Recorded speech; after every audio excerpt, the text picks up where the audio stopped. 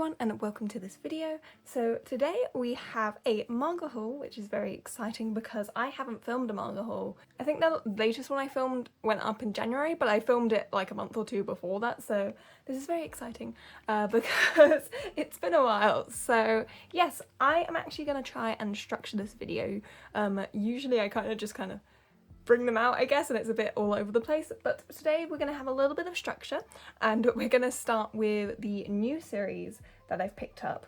Now, in general, this manga haul isn't that big because I've been focusing on other things, but I have picked up a few things. So yes, we're going to start with the new series. So, starting up, we do have volume 1 of Firefly Wedding. Now, I feel like when this was coming out, everyone was kind of, I don't know, making a big deal out of it. It was kind of like a notable series in the community, and for the longest time I kind of just avoided it. I don't know why. I guess I just wasn't in the mood for it. I didn't know what to expect going into it. There was a lot of things. I also heard some kind of like mixed opinions regarding it.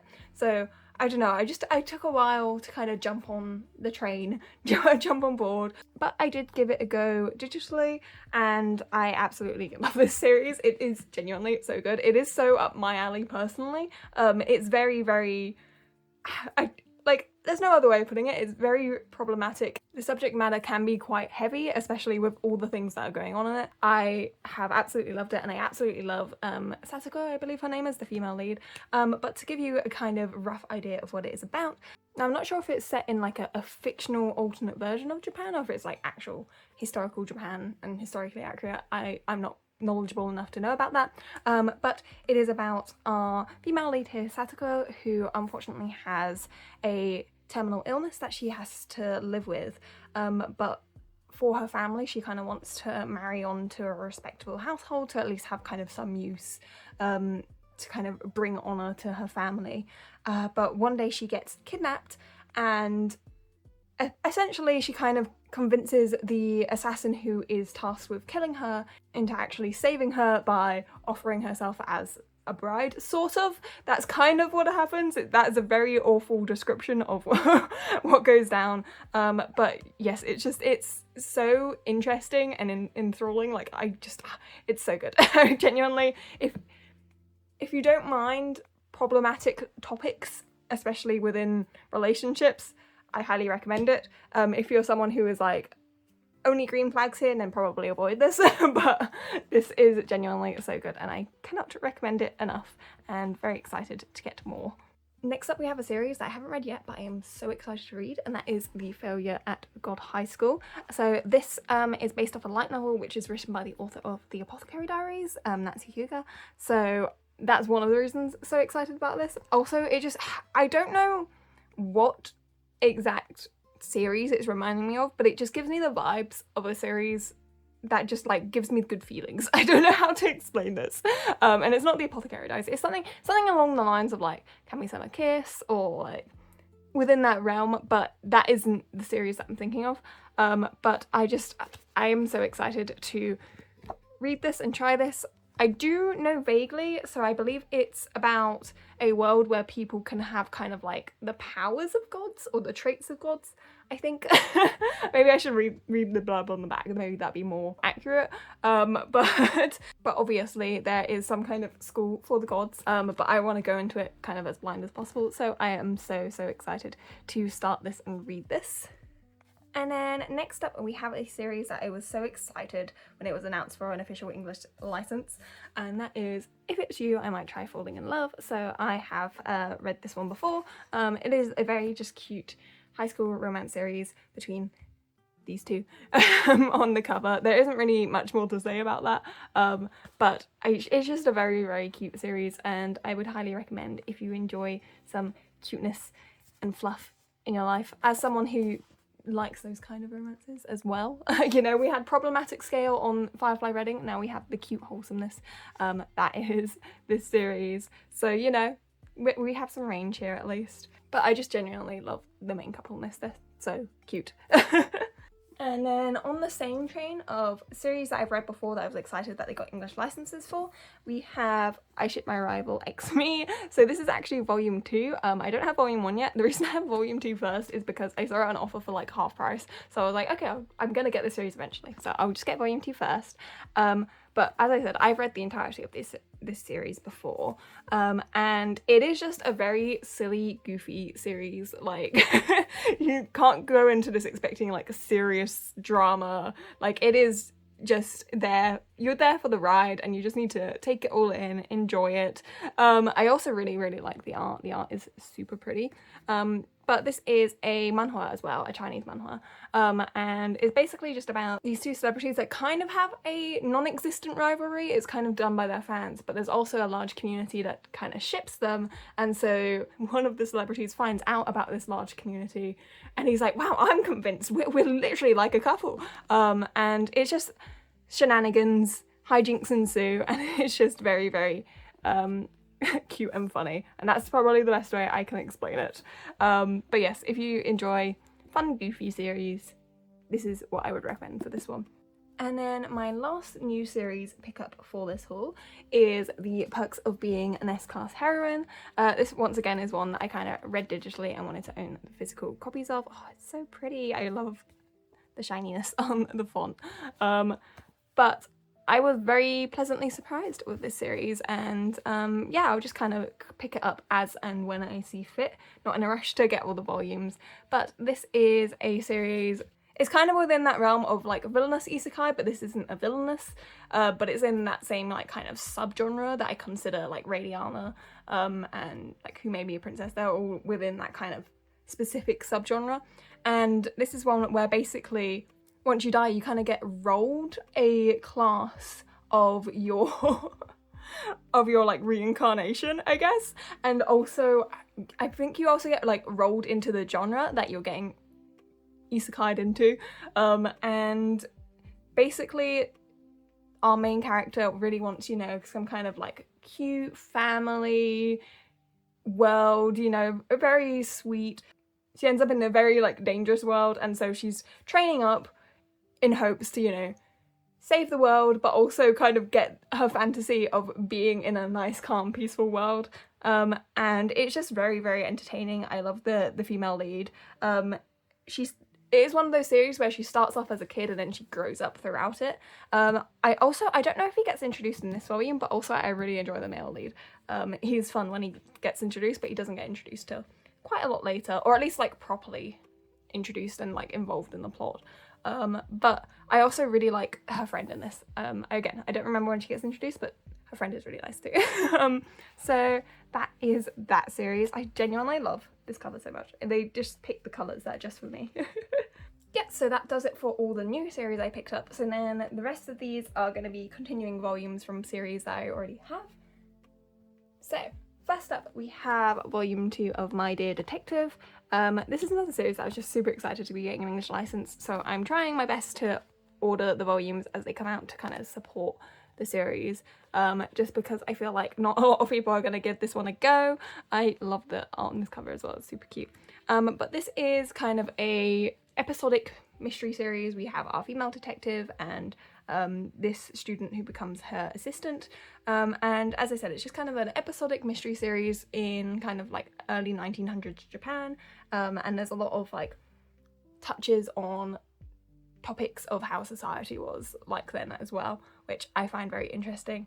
But yes, very much enjoy the series. If you like those kind of episodic ones, maybe if you like Sasaki Rhetoric, which I think is also going to be featured in this haul later, I would recommend this series as well.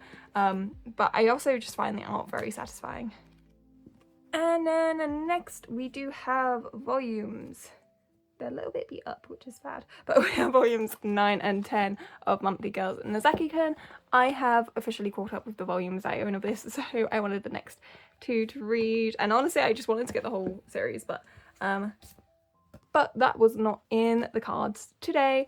So for now we just have 9 and 10, and I think I also own volume 13 because I got that one on sale. I do find when I order these volumes though, but I guess because they're not super popular, that they do end up quite beat up. But I love this series so much. The anime is one of my favourite anime. I probably my favorite like pure comedy anime. It's so good. And for a while I struggled to get into the manga just because I loved the voice acting and the animation in the anime so much. But I have since obviously really gotten into the manga. It's so fun. I love the entire cast. It's just, if you are someone who enjoys these kind of like parody, making fun of tropes series, because obviously a lot of the whole thing, I guess I should explain that is about, I guess we can use this cover. So this is our female lead, sort of, and she has a crush on this guy, and when she goes to confess to him, she accidentally says she's his fan, and then she finds out that he's actually the mangaka for a popular shoujo romance series, specifically like a high school romance series, and then the entire series is just kind of shenanigans that ensue with him making his manga, and also like the characters involved in making his manga, because there's a whole bunch of characters that help out or act as references for the characters, and it's just it's just so dumb, but it's so fun. And genuinely, like, as someone who obviously partakes in a lot of manga and anime, just seeing the tropes be made fun of, or like the things that they point out, is just so fun. But also you do get a little bit of insight into the behind the scenes stuff, which is always nice. Just a little bit, not quite the extent of like Backman or something, but you know, just a little bit, and that's always fun. But definitely can't recommend enough if you enjoy fun comedy series, especially ones that kind of make fun of tropes. And look how yellow that is. That's insane. And then we have a series that needs no introduction. We have Yeon of the Dawn volume 43, my beloved. I'm gonna say this every time until it actually ends, but I can't believe we're in the final arc and it's gonna be ending at some point. I would say soon, but I don't think it's gonna be soon. I think we still got a while, but we are definitely coming up on the end. And I can't believe it. Yeon of the Dawn is a historical fantasy, political romance-ish series. It's so good. I cannot recommend it enough. It's about a princess who is very sheltered, and she is forced to leave the castle due to certain happenings with only her bodyguard, and she has to see kind of her country for the first time. And there's so many other elements to the series. It's just absolutely amazing, phenomenal. Everyone needs to give it a go, please. And yeah, I can't believe we're finally nearing the end for it. I don't know how the hell I've done this, but I just realized I also managed to film the first part of this video in slow motion. But luckily we still have all the footage, so that's good, so I don't have to redo everything. But oh, that's so funny. Anyway, let's move on to the next series. So we have volume 10 of Usotoki Rhetoric, which is the last volume in this series. I adore this series. I can't wait to reread it eventually. It's very low on my reread list currently, but I will reread it eventually because I adored the series when I first read it, and now that I own it all physically, I can't wait to read it all physically for the first time. But once again, this is a kind of episodic mystery series in 1920s Japan. Wow, shocker. But our female lead here has the ability to hear lies, or hear when people are telling lies, and she becomes the assistant for this detective. And what I really, really like about this series is a lot of the times her actually being able to hear the lies doesn't help solve the mystery. If anything, it's more of a red herring than anything.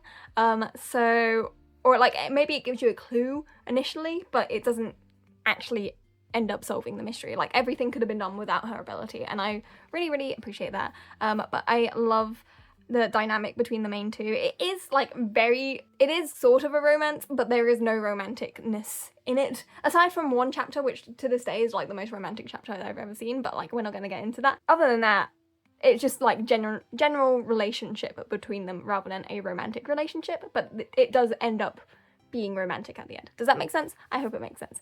But yes, definitely recommend the series. It's now all out, so there's no excuse. Go check it out if you see it and it sounds like it would interest you. But yes, so sad. And oh my gosh, we've got another last volume of a series that I'm so sad has ended, and that is volume 8 of Cinderella Closet. I love the series, adore the series. I want everyone to read the series. I loved it so much. I do think, so I haven't read this volume. Just to give a very quick synopsis, it is about this girl who moves to Tokyo and she has a crush on this guy, but she meets this other person who she wants help kind of becoming more glamorous to get with this guy. But this person is a guy who likes to dress in female clothes, and I just absolutely love the exploration between their relationship. I love like how much happened within the 8 volumes. I do definitely think there were some parts that were kind of just like thrown in there and like rushed or resolved very quickly, but I understand it was a very short series, and so I do actually appreciate that they even took the time to touch on those things. But I really love the series. I love how it ended. Everything about it I adored, and I just really want more people to read this because it was so good, at least in my opinion. It's very Princess Jellyfish coded, but much more focused on the romance is what I would say.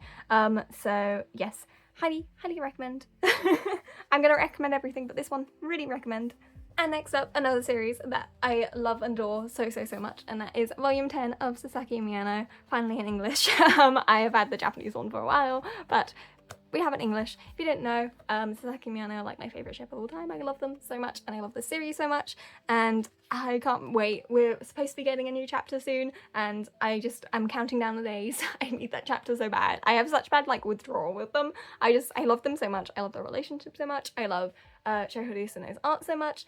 I love everything about the series. If you don't know, if this is your first time to my channel and you don't know what the series is about, it is about Miyano, who is a fan of reading BL, and Sasaki, who is an upperclassman who basically falls for him, and so in an attempt to kind of connect with him, he reads BL that like Miyano recommends him. But it is a very cute, sweet series. I love them so much. I can't express in words how much I love them. It's just, they are my favourites, and for good reason. And with this volume, we are actually like fully caught up in English to what is currently out in Japan. As I said, we're waiting for a new chapter, and I hope soon, and then a new volume please after that. Thank you.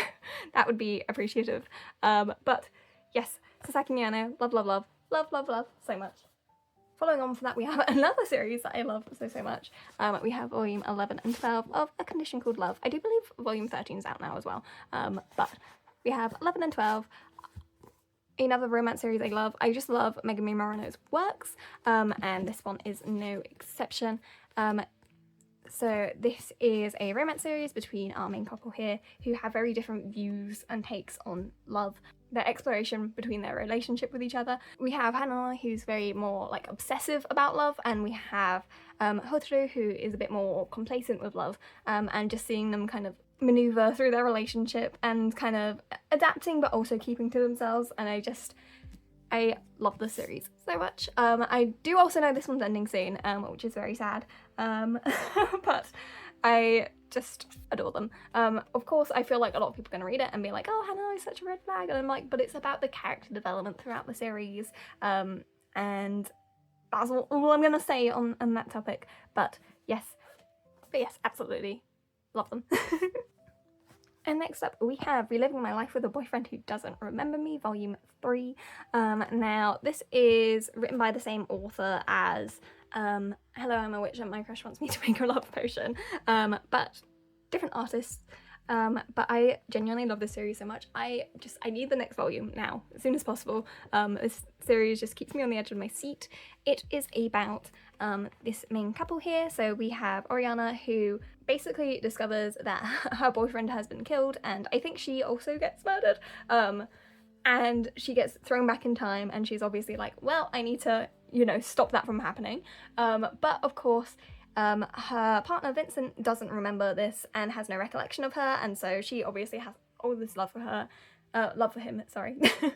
She obviously has all this love for him, and he has no feelings to her, and is kind of watching their relationship develop again with this knowledge that she already has from her prior life. And I just adore the series. I adore all the characters as well. All the characters are so good, and I also just adore the relationship between them and the development of the plot. I'm so intrigued about what has actually happened, and I can't wait to know more. So yes, another series I will sing the praises of. Also, the art is gorgeous. I love the art so much. And then next up, we have a series of one of my biggest comfort series, and that is volume 7 of Last Game. I've said this before, and I'll continue to say it. I still can't believe that this got an official English print after all these years, but so happy it has. I do think volume 8 is out now as well, which I need to get. But this is a romance series that takes place in university/college for the majority of it. It does start in like elementary school, and then they kind of work their way up to college within like 2 chapters. And essentially it is about, these are our 2 leads here. Yanagi has very obvious feelings for Kujo, but Kujo is kind of still maneuvering through, you know, actual just general relationships, not just romantic ones, and so he's kind of trying to get her to notice him, but she is kind of just dealing with life in general. And it is very silly, very fun, but also so meaningful to me, and I love this series so much. Words cannot express how much I love this series. If you enjoy watching pathetic male leads, also highly recommend. It is genuinely just so good. I believe it is 11 volumes total, so we are kind of nearing in the end. We're in the second half, but yes, I love this series so much. And then next up we have volumes 3 and 4 of The Fragrant Flower Blooms of Dignity. I do know this one is getting an anime adaptation soon, which I am excited for, but this is just such a good coming of age romance series also about friendship.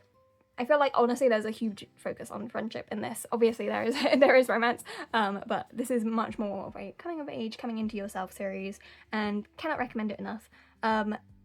I'm so excited for the anime and can't wait to watch that, but I am just slowly picking up the volumes. But we basically have these 2 schools. One is a bit more prestigious, one has a bit more of a delinquent kind of reputation, and we have, I guess, our like Romeo and Juliet kind of forbidden love. It's not actually forbidden, it's just kind of looked down upon. These 2 kind of grow feelings for each other, and then it shows their friendship groups kind of merging despite the reputations through their schools, and as I said, just kind of maneuvering through life, and it is such a well-told story. So yes, highly recommend if that sounds up your alley at all. And then next up we have volume 4 and 5 of Gazing at the Star Next Door. I love this series so much, and I can't tell you what it is about this series, but just something about it is just so good. Like, I don't know how to put it into words. I obviously love the kind of childhood friends to lovers relationship, but there's just something about the way their relationship is just so endearing.